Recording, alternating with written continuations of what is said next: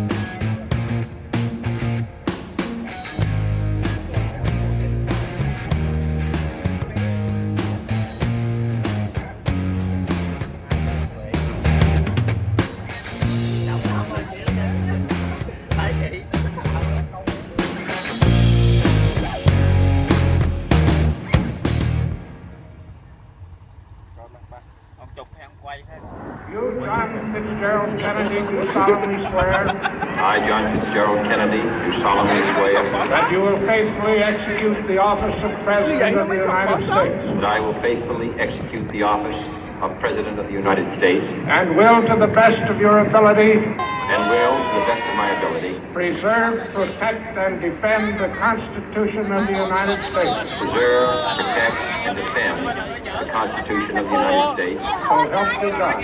So help me God.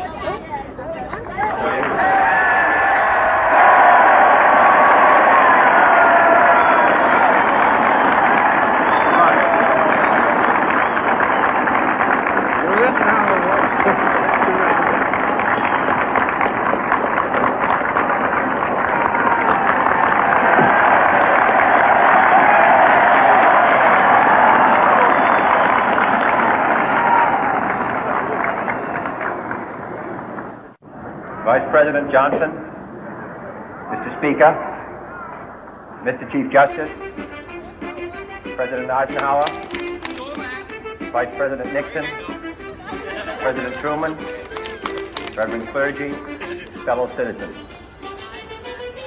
We observe today not a victory of party, but a celebration of freedom, symbolizing an end as well as a beginning, signifying renewal as well as change. For I have sworn before you and Almighty God the same solemn oath our forebears prescribed nearly a century and 3/4 ago. The world is very different now, for man holds in his mortal hand the power to abolish all forms of human poverty and all forms of human life. And yet the same revolutionary belief for which our forebears fought are still at issue around the globe. The belief that the rights of man come not from the generosity of the state, but from the hand of God. We dare not forget today that we are the heirs of that first revolution. Let the word go forth from this time and place to friend and foe alike that the torch has been passed to a new generation of Americans born in this century, tempered by war, disciplined by a hard and bitter peace, proud of our ancient heritage, and unwilling to witness or permit the slow undoing of those human rights to which this nation has always been committed and to which we are committed today at home and around the world.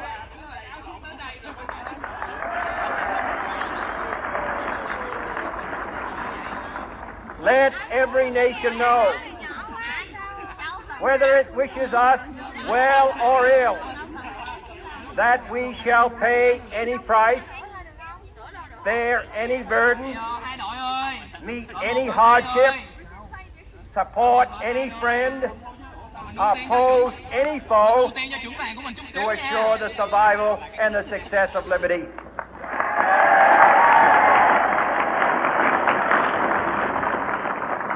This much we pledge and more. To those old allies whose cultural and spiritual origins we share, we pledge the loyalty of faithful friends. United, there is little we cannot do in a host of cooperative ventures. Divided, there is little we can do, for we dare not meet a powerful challenge at odds and split asunder. To those new states whom we welcome to the ranks of the free, we pledge our word that one form of colonial control shall not have passed away merely to be replaced by a far more iron tyranny. We shall not always expect to find them supporting our view, but we shall always hope to find them strongly supporting their own freedom, and to remember that in the past, those who foolishly sought power by riding the back of the tiger ended up inside.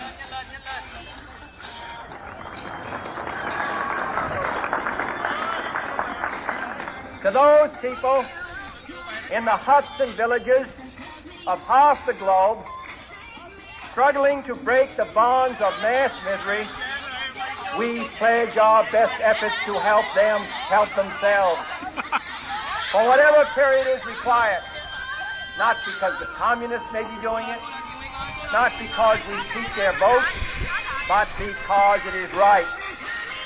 If a free society cannot help the many who are poor, it cannot save the few who are rich.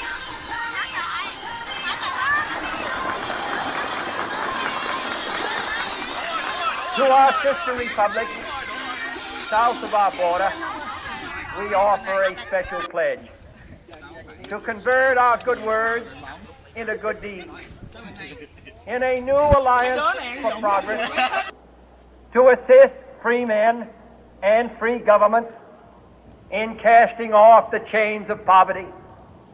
But this peaceful revolution of hope cannot become the prey of hostile powers. Let all our neighbors know that we shall join with them to oppose aggression or subversion anywhere in the Americas. And let every other power know that this hemisphere intends to remain the master of its own house.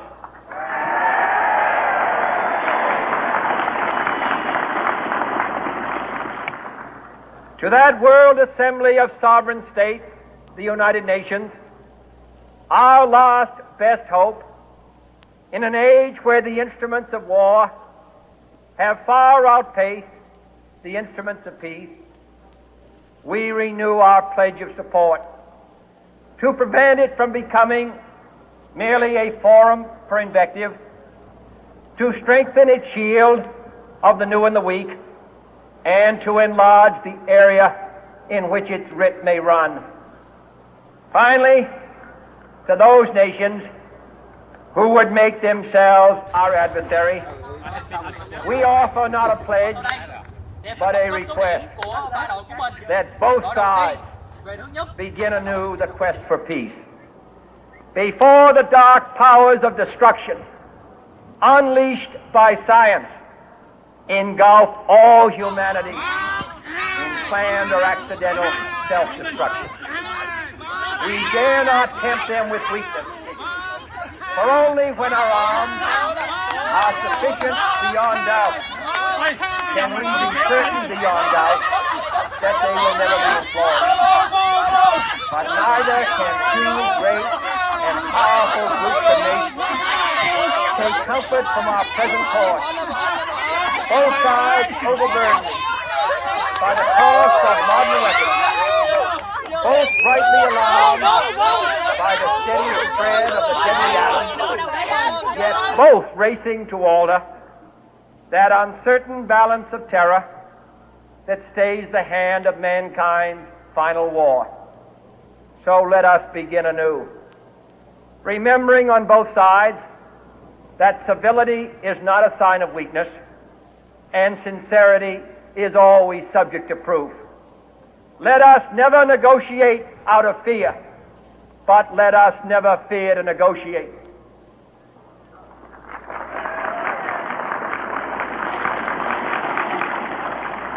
Let both sides explore what problems unite us, instead of belaboring those problems which divide us. Let both sides, for the first time, formulate serious and precise proposals for the inspection and control of arms, and bring the absolute power to destroy other nations under the absolute control of all nations.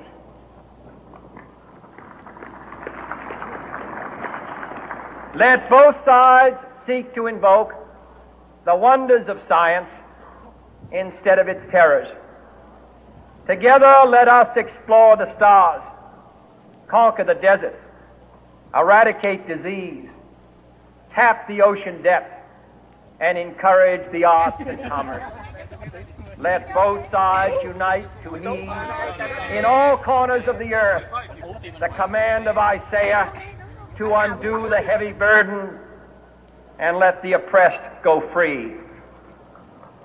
And if a beachhead of cooperation may push back the jungle of suspicion, let both sides join in creating a new endeavor, not a new balance of power, but a new world of law, where the strong are just, and the weak secure, and the peace preserved. All this will not be finished in the first 100 days, nor will it be finished in the first 1,000 days, nor in the life of this administration, nor even perhaps in our lifetime on this planet. But let us begin.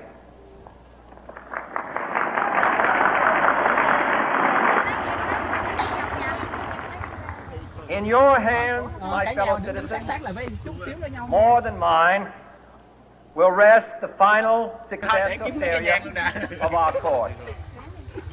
Since this country was founded, each generation of Americans has been summoned to give testimony to its national loyalty. The graves of young Americans who answered the call to service surround the globe. Now the trumpet summons us again, not as a call to bear arms, though arms we need, not as a call to battle, though in battle we are, but a call to bear the burden of a long twilight struggle, year in and year out, rejoicing in hope, patient in tribulation, a struggle against the common enemies of man, tyranny, poverty, disease, and war itself. Can we forge against these enemies a grand and global alliance, North and South, East and West, that can assure a more fruitful life for all mankind. Will you join in that historic effort?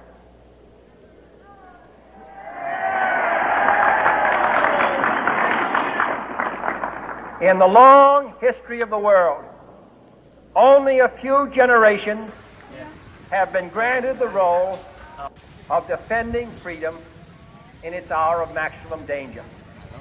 I do not shrink from this responsibility. I welcome it.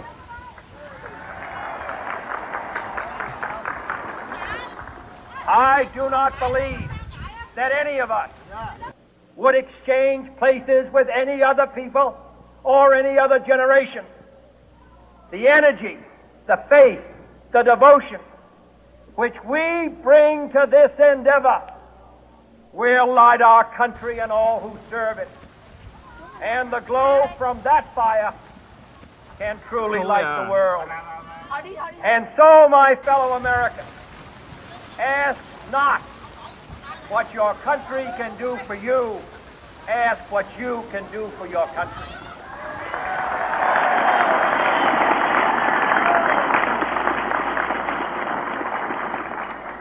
My fellow citizens of the world, ask not what America will do for you, but what together we can do for the freedom of man.